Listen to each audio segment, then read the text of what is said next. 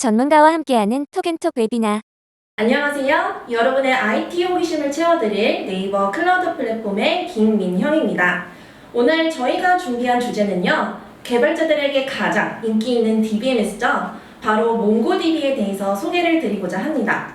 그래서 지금 제 옆에 그 누구보다도 몽고DB에 대해 잘 설명해 주실 수 있는 분을 모셔보았는데요.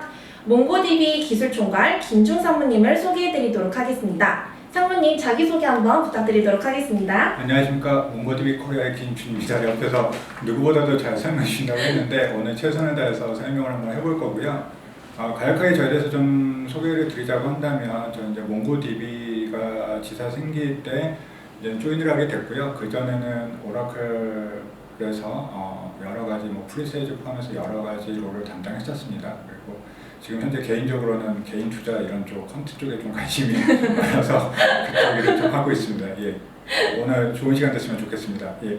네, 만나 뵙게 되어서 너무 반갑습니다, 상무님. 반갑습니다. 네, 그럼 이제 본격적으로 저희 웨비나 내용으로 들어가 보고자 하는데요.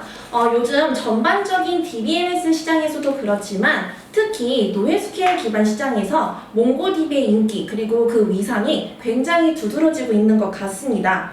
특히 제가 듣기로는 또 노에스QL 기반에서는 몽고DB가 또 압도적인 1위를 하고 있다라고 하는데요. 근데 제가 또 기본적으로 뭐 RDB 관계형 데이터베이스라는 단어에 대해서는 많이 들어보았는데 노에스QL이란 단어는 좀 익숙하지 않은 것 같아요. 네, 그래서 시청자분들에게 노에스QL이 무엇인지부터 좀 말씀해 주실 수 있으실까요? 예. 뭐 이 진행하면서 화면이 나가는지 전 잘 모르겠습니다만 제가 이제 간략하게 설명을 드리면 아마 여러분이 IDBMS는 되게 익숙하시잖아요. 오라클, MS SQL, MySQL처럼 기존의 데이터를 엑셀처럼 이렇게 테이블 형태나 이런 관계로 표현해서 이제는 정형화된 데이터를 잘 다루기에 있어서 좋은 데이터베이스인 거죠. 그래서 이런 데이터베이스들이 지난 한 30에서 한 40년간 시장의 아마 메인 트렌드였습니다. 그러다 보니까 고객분들이 데이터베이스 하면 이제는 IDBMS만 생각을 하게 됐던 거죠. 그렇죠. 근데 이제 그 시장이 한 2000대 초반 저부터 어떤 이야기가 많이 나왔냐면 데이터가 갑자기 커졌지 않습니까? 네. 종류도 되게 다양해지고 그렇죠.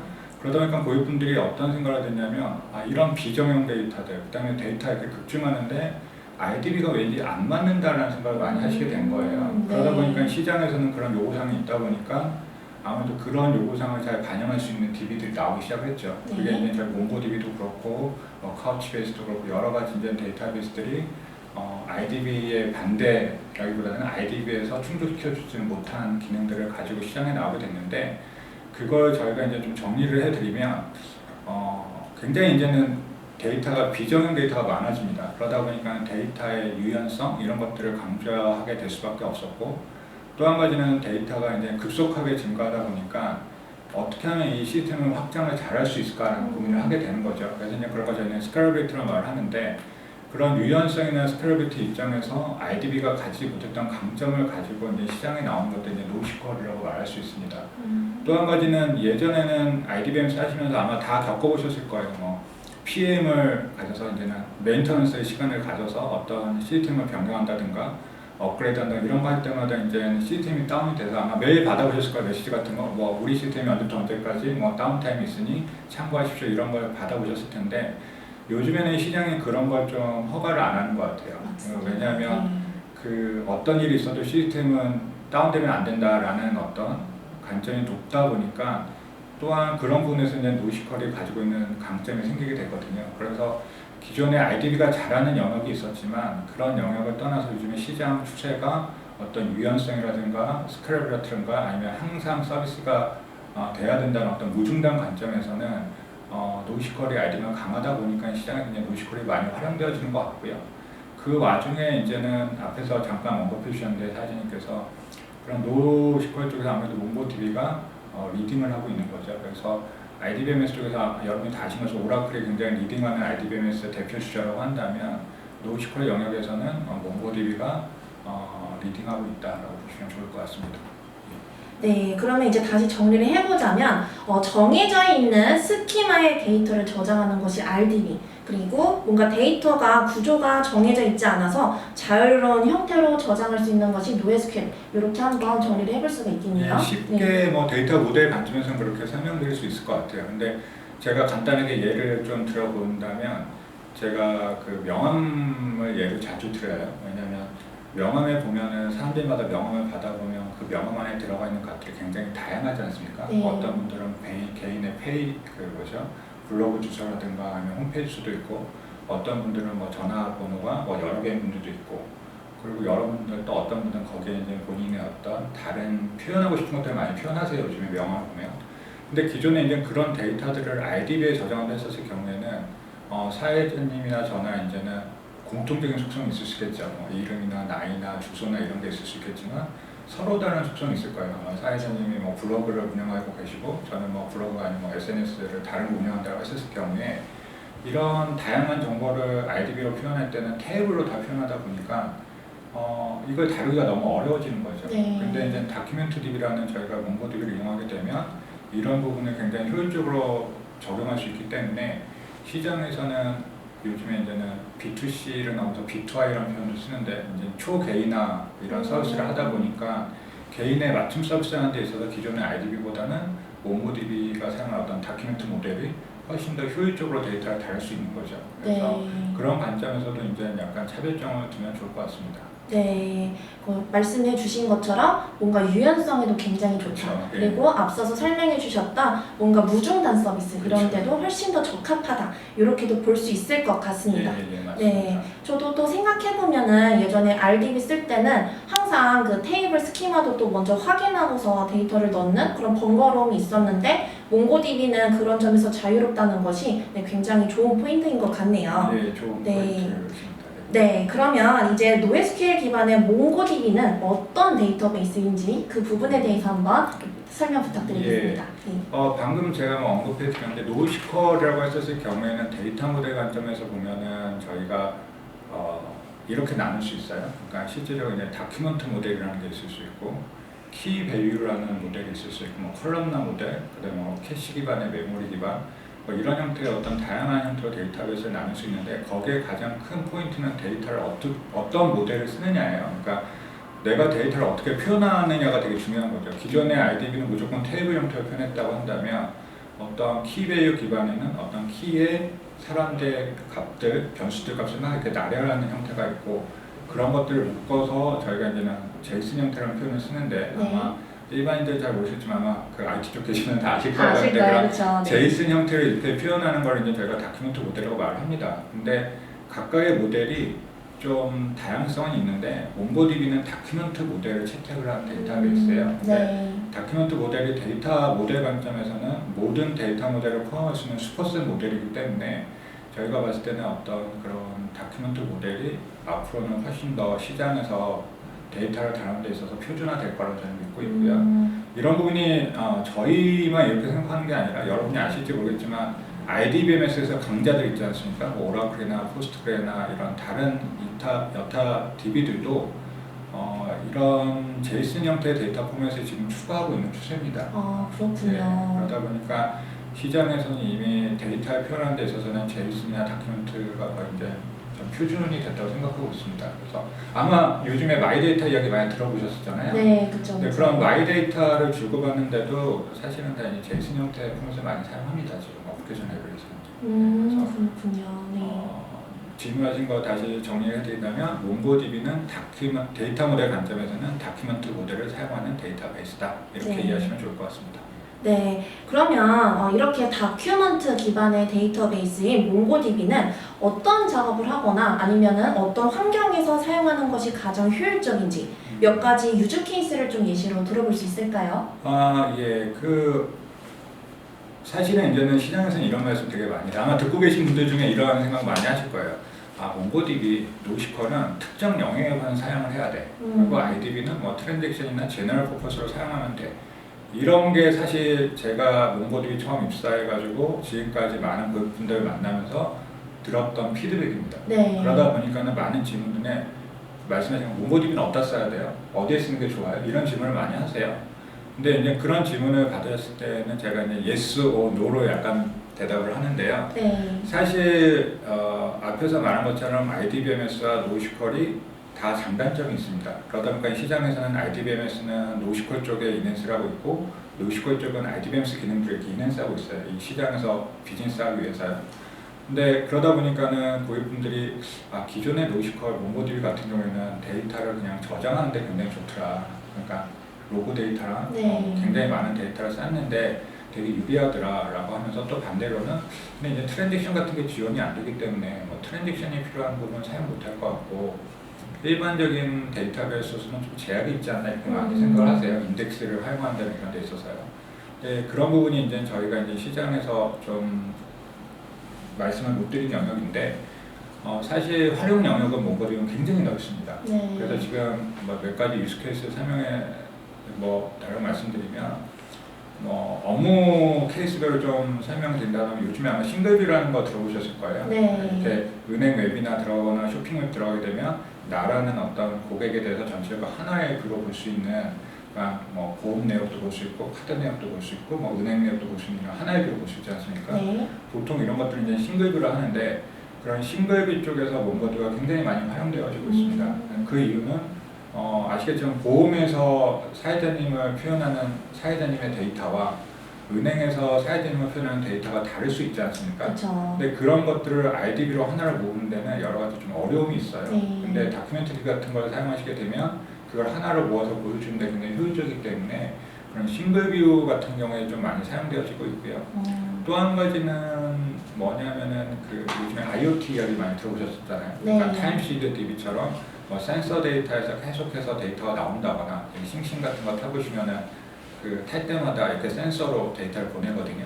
근데 그런 데이터를 받아서 처리를 하는 어떤 영역 그런 영역에서도 몽고DB가 굉장히 많이 활용되어지고 있습니다. 그래서 제가 방금 말씀드렸던 그 업체와 혹은 그와 관련된 많은 업체들이 한국에 있는데 대부분 다 몽고DB를 사용하고 계세요 지금요. 예, 그래서 그런 부분이 있고요. 아마 쇼핑몰 쪽에서 생각하시면 카탈로그 DB 있잖아요. 상품 DB. 네. 상품 DB를 또 몽고DB로 많이 사용하고 계십니다. 근데 그 보통 이제 전시 DB다 상품 DB다 이렇게 말씀하시는데 그 이유는 뭐냐면 이것도 제가 쉽게 설명드리면 아마 이렇게 설명드릴게요. IDB로 있는 상품을 표현할 때는 이제 업체에서 상품을 굉장히 많이 다루지 않습니까?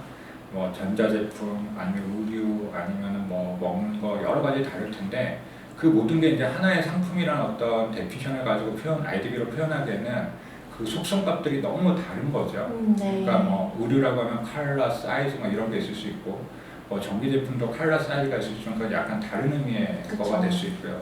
그러다 보니까는 그런 데이터를 IDB로 표현하기에는 너무 제약이 많은 거죠. 네. 그러다 보니까는 그런 영역에서 몽고DB가 많이 사용되어지고 있습니다. 그래서 대표적인 부분을 제가 좀 말씀드렸는데 이거 외에도 요즘에 아마 오라클을 리플레이스먼트하는 뭐 이런 프로젝트를 많이 하시더라고요. 그분들이 네. 어떤 이유인지는 뭐 제가 뭐 말씀드리기 좀 그렇지만 그런 과정에서 보게 되면 오라클을 리플레이스먼트 한다는 게 뭐냐면 오라클에서 돌던 업무들을 일부러 오프로딩해서 이제 몽고DB에서 돌리는 케이스가 많이 지금 생기고 있어요. 네. 그래서 그런 관점에서 기존에 있는 시스템을 오프로딩하는 업무 영역에서 지금 많이 진행되고 있습니다. 네, 아까 말씀 주신 뭐 단일뷰라든지 네. 아니면 뭐 싱싱도 예를 들어주셨는데 싱싱은 이제 뭐 IoT에 해당이 되겠네요. 예, 네, 그럼 이렇게 다양한 부분에 이렇게 몽고DB가 많이 적용이 되어 있는 것을 저도 오늘 말씀 들으면서 처음 알게 되었던 것 같아요. 저희도 아마 모르는 사이에 여러분들도 몽고DB를 많이 간접적으로 이용하고 계셨을 것 같습니다. 네. 네, 그러면 제가 한 가지 더 말씀드릴 부분이 있는데요.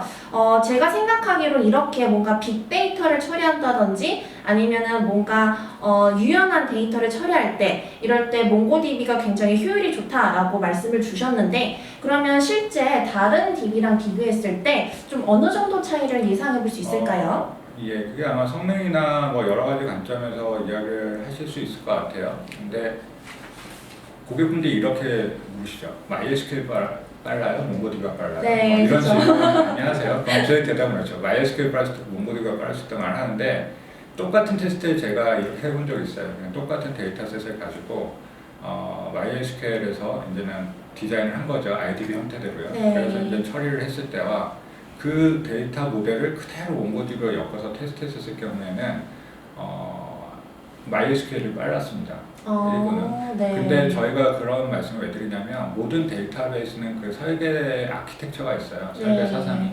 근데 그런 설계 사상을 얼마나 잘 적용해서 사용하느냐가 사실은 성능 문제에서는 되게 중요한 문제가 생깁니다. 그래서 그 부분을 저희가 이제 몽고DB스럽게 모델링을 해가지고 처리했을 때 결과 월등하게 더 좋은 성능을 했죠. 그래서 네. 똑같은 데이터셋에 똑같은 하드웨어 스펙에 단지 데이터 모델 관점에서 좀 다르게 접근했었을 때 성능 차이는 그렇게 양쪽이 다르게 난다라는 걸 제가 먼저 말씀드리고요. 네. 저희가 그래서 이제 프로젝트 실제 사례로 제가 이런 부분을 말씀드리는 게 좋을 것 같아요. 네. 앞에서 언급한 것처럼 고객이 이제 오라클에서 사용하던 업무를 이제 몽고DB로 전환하는 프로젝트를 저희가 했었습니다. 지금도 많이 하고 있고요. 근데 그 와중에 이제는 끝나고 나면 이제 고객분들이 피드백을 주시잖아요. 네. 우리 시스템이 어떻게 됐다라고 했었을 때 그쪽은 이제 CRM 업무를 몽고DB로 바꾼 겁니다. 그러니까 아마 여러분들이 이런 말 들으면 CRM은 몽고DB 쓴다 이렇게 생각할 수도 있을 것 같아요. 네. 근데 CRM 쪽에서 이제 고객 상담 내역 이런 것들을 저희가 몽고DB로 바꾼 케이스였는데 기존의 고객분들이 고객 상담 내역을 보실 때는 3개월뿐이 못 보셨어요. 네. 그러니까 3개월이 넘어가면 성능에 영향을 주기 때문에 못 봤는데 그 부분을 저희가 1년으로 늘려드렸어요. 프로젝트 하면서요. 네. 그리고 실질적으로 속도는 저희가 더 빠르게 나오고 그리고 실질적으로 기존에 몽고DB를 쓰셨을 때는 그 상담 부서에서는 그 데이터를 활용을 하셨어요. 네. 근데 몽고DB 넘으면서 그 데이터를 API를 만들어서 다른 여러 부서에서도 사용할 수 있게끔 저희가 만들어드렸고 아마 여러분이 상담하셨을 때 보통 전화해서 상담을 많이 하시잖아요. 네. 그게 그쵸. 이제 일반적인 모델인데 이번에 프로젝트 하면서는 그렇게 몽고DB로 넘기면서 그 데이터를 이용해서 모바일에서 고객이 직접 내 상담 내역이나 상담 히스토리를 확인할 수 있도록 네. 그리고 상담할 수 있도록 하는 서비스까지 얹었죠. 그러면서 실질적으로 리소스는 기존 오라클에 비해서 한 3분의 1 정도 줄었고요. 실질적으로 속도는 더 많은 향상을 가져오는 게 있었습니다. 그래서 네. 많은 분들이 이제는 몽고DB가 빠르다고 시장에서 알고 계세요. 네. 그리고 얼마나 IDB에서 빠르냐라고 했었을 때 제가 포인트를 드리고 싶은 건 뭐냐면 몽고DB를 몽고DB답게 쓰셔야 거기가 중요한 포인트가 있습니다. 아마도 이제 네이버에서 몽고DB 서비스를 만들었는데 아마 네이버 측에서도 그런 경험치가 워낙 높으시잖아요. 몽고DB 사용한 경험치가. 그러면 그런 부분이 잘 녹아든 서비스를 만들어서 제공하지 않나라는 생각도 드네요. 네, 좋은 말씀 감사합니다, 상무님. 말씀해주시는 내용을 들어보니까 이제 몽고DB가 성능이 빠르기는 하지만 그럼에도 불구하고 사용하는 데이터베이스 그 설계를 좀 잘을 해야겠다. 네. 네, 이런 게 좀 중요한 포인트가 됐던 것 맞습니다. 같아요. 맞습니다. 네, 그럼 이제 다음 주제로 넘어가서 몽고DB 구성에 대해서 한번 얘기해 보도록 하겠습니다.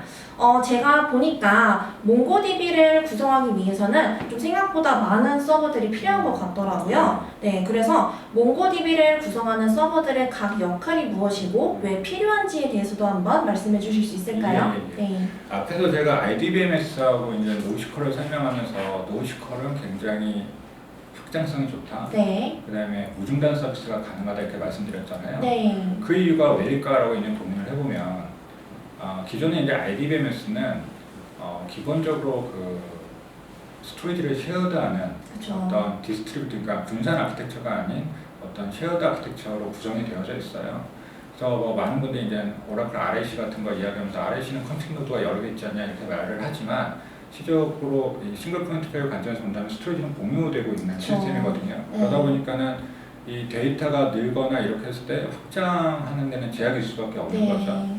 근데 반면에 이제 몽고DB 같은 이제 분산 아키텍처를 가져가는 것들은 다 별도의 노드를 여러 개 놔두고 그 데이터를 듀플리케이트 해가지고 서비스하다 보니까 실제로 서버의 구성면에 있어서는 많은 서버가 필요한 건 사실입니다. 그래서 분산 아키텍처로 가기 때문에 IDB에 비해서 어떤 서버 구성도는 많아지는 부분이 기본적인 아키텍처에서 차이가 날 수가 있고요. 몽고DB 관점에서만 이제 저희가 본다고 한다면 몽고DB는 두 가지, 정확한 이제 세 가지 아키텍처인데요. 하나는 스탠드얼론이라 해가지고 노드가 단일 노드의 어떤 구성이고요. 그 다음에 이제 리플가 셋이라 해가지고 기본적으로 세 개의 노드를 가져가는 구성이 있습니다. 그 다음에 샤드라는 어떤 구성을 하게 되는데 우선 스탠드얼론 구성은 말씀드린 노드가 단 하나예요. 네. 많지가 않아요, 구성 구조가.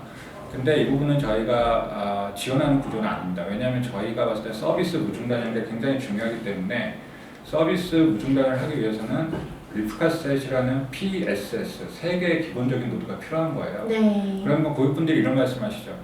야, PSS 프라이머리가 죽으면 세컨드리 두 개 중에 하나가 프라이머리가 돼서 가용성이 유지가 돼요. 아주 좋아, 훌륭해. 근데 이거 너무 투마치한 거 아니야? 이런 생각을 하실 수 있는 거죠.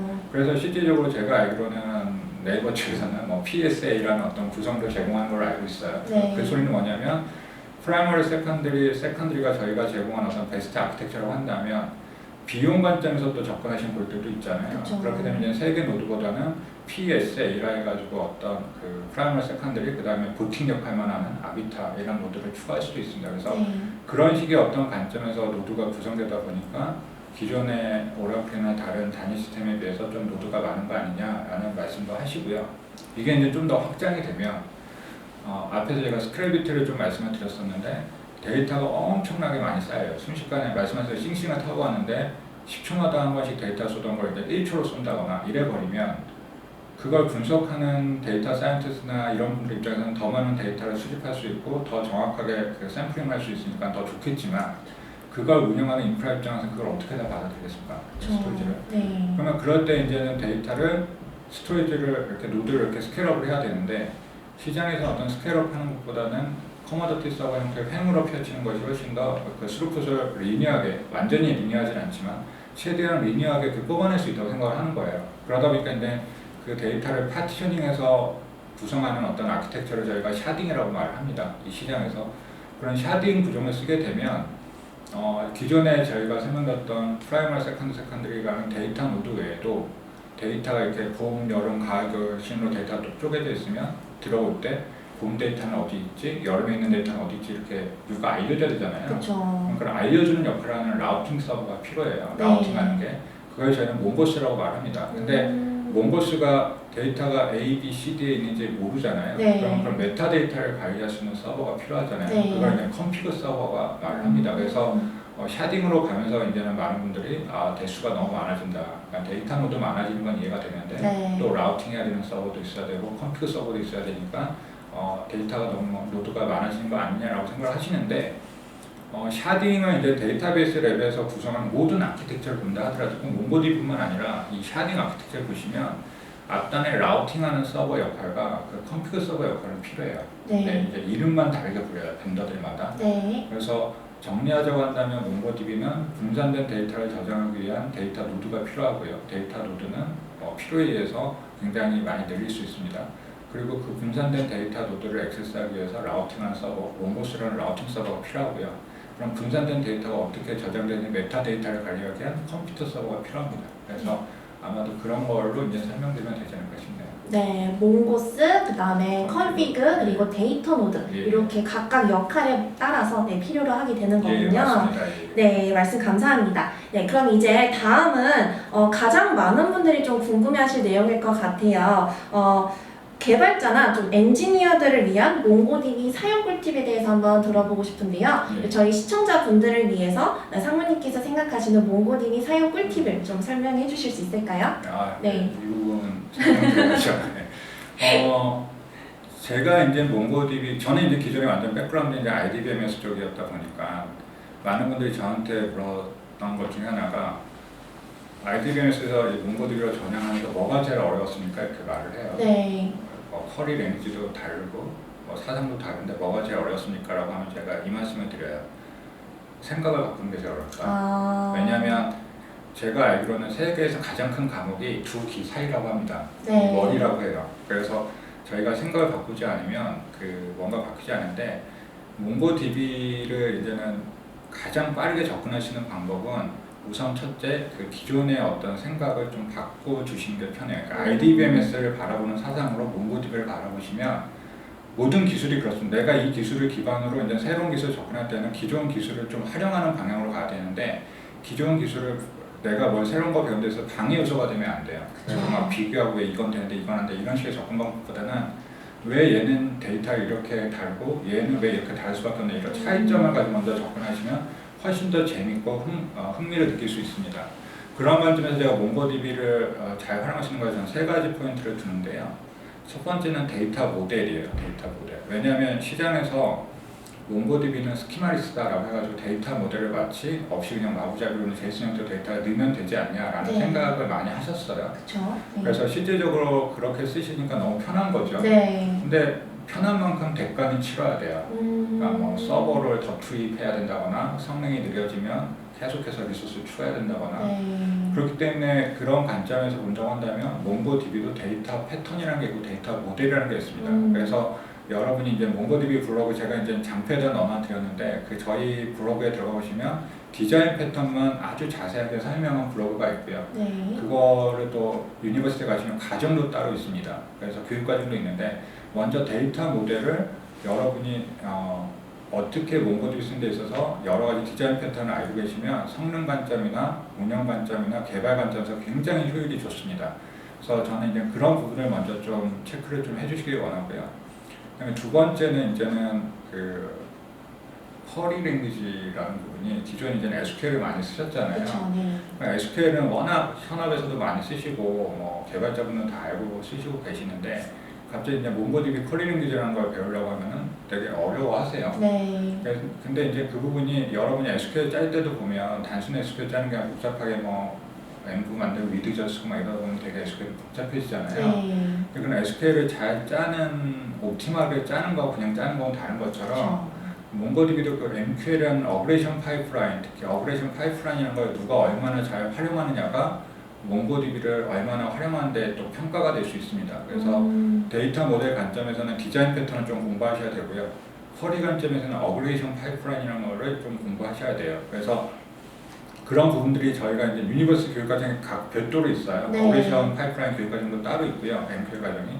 그다음에 데이터 모델 관점도 따로 있습니다. 그리고 블로그에도 그런 내용들이 각각의 이렇게 한 블로그 내용들이 많은데 아쉽게도 이게 아직 다 영어로 되어져 있어요. 아, 한국어가 지원이 안 되는군요. 유니버시티 같은 경우는 그 스크립트는 영어 스크립트는 제공해 드리는데 아직 네. 한국어 이 부분이 안 돼서 이런 부분이 좀 아쉽습니다만 그런 부분은 좀 이제 활용해 보시면 좋을 것 같고요. 그 다음에 제가 마지막으로 이제는 하나 그냥 오늘 와서 이제 좀 말씀드린다고 한다면 개발하실 때 꼭 이 부분을 확인해 주셨으면 좋겠어요. 그러니까 그 플랜 SQL 같은 경우는 짜시고 나서 플랜을 떠보시잖아요. 네. 그래서 이게 좋은 SQL이다 아니면 성능이 서브옵티멀하다는 체크하시는데 몽고디비 부분은 그런 부분이 아직 약하신 것 같아요. 네. 고객분들 그냥 쓰고 답 나오면 그냥 가시게 플랜이 어떻게 떠졌고 인덱스를 타는지 안 타는지 혹은 인덱스를 타더라도 이 인덱스가 제대로 된 인덱스인지 이런 것들을 검토를 안 하시는 것 같아요. 네. 그래서 그런 익스큐션 플랜을 보는 방법이 있는데 제가 여기서 이제 딱 팁을 드리다고 한다면 이 부분은 뭐 공부하라는 게 아니고요. 실질적으로 뭐 여러 가지 팁이 있을 수 있겠는데 인덱싱을 만드실 때 결합 인덱스라는 게 있습니다. 네. 그러니까 뭐 어떻게 뭐 센스 아이디와 날짜를 결합한다든가 이런 식으로 해서 이 센스 아이디가 며칠부터 며칠 사이에 어떤 것들인지 뽑아라라고 한다면 센스 아이디와 그 날짜를 결합해서 인덱싱을 하는 방법인데요. 이런 결합 인덱싱을 할 때에는 IDB도 그렇고 몽고디비도 그렇고 결합된 컬럼들의 순서, 인덱싱의 순서가 되게 중요합니다. 네. 근데 이런 순서가 중요한데 몽고디비에서는 룰 오브 썸을 해가지고 그런 결합 인덱싱을 만들 때 이퀄리티, 그 다음에 소트, 레인지 순서로 인덱싱을 만들려고 해요. 그래서 저희는 ESR 룰이라고 말합니다. 그래서 그러니까 이퀄리티, 소팅을 통해서 이 부분이 얼마나 잘 좋다, 나쁘다 좀 판단해 주셔야 되는데 플랜을 보실 때에도 여러분이 그 워크로드 지표 같은 걸 보시잖아요. 네. 그러면 플랜을 떠보시면 내가 인덱스를 액세스한 건수와 테이블을 액세스한 건수와 리턴된 건수가 나옵니다. 그러면 다른 거 다 못 보고 좀 뭐 이 시간은 뭐 짧게 나오면 좋은데 이게 뭐 좋다 나쁘다 떠나서 제가 이 말씀을 해드리냐면 제가 10건을 읽었어요. 리턴이 10건이 됐어요. 서비스에서. 근데 10건을 읽기 위해서 제가 1000건을 읽는 거하고 10건을 읽기 위해서 내가 10건을 읽는 거하고 효율이 다르지 않습니까? 완전 다르죠. 그렇죠. 그렇죠. 그러니까 네. 그런 비율을 확인할 수 있는 지표들이 저희 이제 플랜에 보면 뭐 키 이그제민, 그다음에 뭐 다큐멘트 이그제민 이런 것들이 나오는데 그게 뭐냐면 키 이그제민 건수는 인덱스를 얼마나 액세스한 거고 다큐멘트 이그제민들은 인덱스 갖다가 다큐멘트를 얼마나 갔는지를 보는 거고요. 그다음에 토탈 리턴드 카운트는 몇 건을 리턴했는지 나오는 거죠. 그래서 이 비율을 보시면 이 내가 쿼리한 것들이 내가 10건을 읽어서 얼마나 쓸데없는 일을 했는지 아니면 정말 옵티멀하게 IO를 했는지 알 수 있는 거죠. 그래서 그런 부분을 좀 보시고 짠다면 굉장히 내 지금 쿼리가 효율적인 IO로 효율적으로 짜져 있는 건지 아니면 비효율적으로 리소스를 쓰면서 내가 데이터를 가져오는 건지 좀 알 수 있을 것 같습니다. 네. 그 점으로 좀 말씀드리면 좋을 것 같네요. 네, 그래서 이제 디자인 모델도 굉장히 중요하다. 그리고 뭔가 인덱싱을 잘하는 것, 그 다음에 뭐 엑시큐션 스태트 이런 것들을 통해서 우리가 쿼리를 잘 짰는지 이런 것들을 확인하는 것이 이제 굉장히 중요하다라는 내용을 또 배워보았고요. 그 다음에 또 말씀 주신 내용 중에 그 university.mongodb.com 그 사이트에 이제 굉장히 몽고DB를 공부하기 좋은 많은 강의들이 이제 준비되어 있다라고 하니 몽고DB를 공부하고 싶으신 분들께서는 해당 사이트도 참고해 보시면 좋을 것 같습니다. 네, 이때까지 몽고DB가 무엇인지 그리고 그 특징과 구성, 실제 유즈 케이스까지 살펴보면서 몽고DB 매력에 푹 빠지게 되었는데요. 그래서 저희 네이버 클라우드 플랫폼에서 준비한 상품이 있죠? 네, 바로 저도 받을 수 있는 건가요? 네, 바로 클라우드 DB4 몽고DB라는 상품입니다. 클라우드 DB4 몽고DB는요, 몽고DB를 클라우드 기반으로 쉽고 빠르게 생성할 수 있도록 도와드리는 상품인데요. 아까 말씀 주셨던 뭐 다양한 구성 중에 이제 몽고스와 그리고 컨피그 서버 데이터 노드들을 주는 뭔가 고가용성을 보장해드리고 그 다음에 스토리지도 좀 더 폭넓게 쓸 수 있도록 도와드리는 그런 구성을 여러분들이 클릭 한 번으로 간단하게 생성할 수 있는 아주 좋은 상품이라고 말씀드릴 수 있을 것 같습니다. 또한 저희 상품 같은 경우에는요, 이제 저희 자체적인 백업 기능이 들어가 있기 때문에 여러분들께서 최근 30일 이전의 데이터를 모두 백업을 통해서 데이터도 보관하실 수 있다라는 점도 있고요.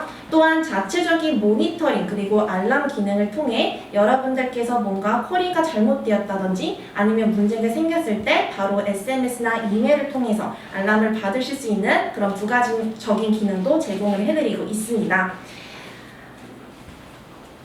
네, 지금까지 몽고DB의 김준 상무님을 모시고 몽고DB에 대해서 우리가 한번 알아보는 시간을 가져보았습니다.